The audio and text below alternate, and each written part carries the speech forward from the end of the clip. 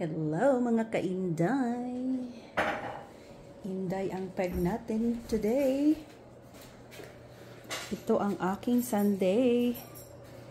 May mga bisita tayo tonight.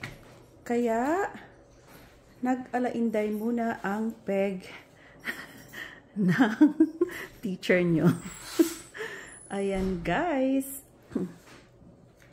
Nilinis ko na nga guys. So, ito pa lang ang natatapos. Hindi lang naman ako naglinis nito. Siyempre ang aking Junakis din. At ang aking asawa. Ako na lang yung final touch. Ayan, busy mamaya ang inyong madlang beautiful people. Marami kaming estudyanteng bisita tonight. Kasi dito sila magre-rehearse ng kanilang songs. Actually, yun ay mga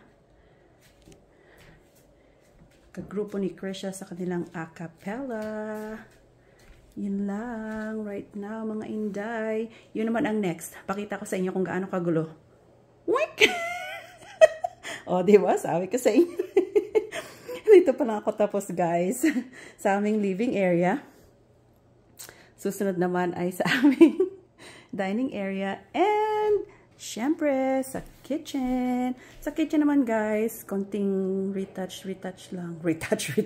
I mean, konting wipe lang. At ayan, meron pa nga akong isa pang laundry. Ganyan po kagulo ang aming bahay. Sabi ko sa inyo naglilinis lang po ang inyong kainday kapag may mga bisita. Huwag na tayong diba, magpeki-peki pa.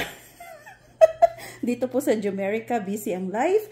Kaya guys, naglilinis lang kami kapag may bisita. Hindi naman, naglilinis din naman kahit papaano. Pero today ay talagang, I'm proud to say na talagang deep cleaning ang inyong inday. Thank you for watching. Please follow me. Bye!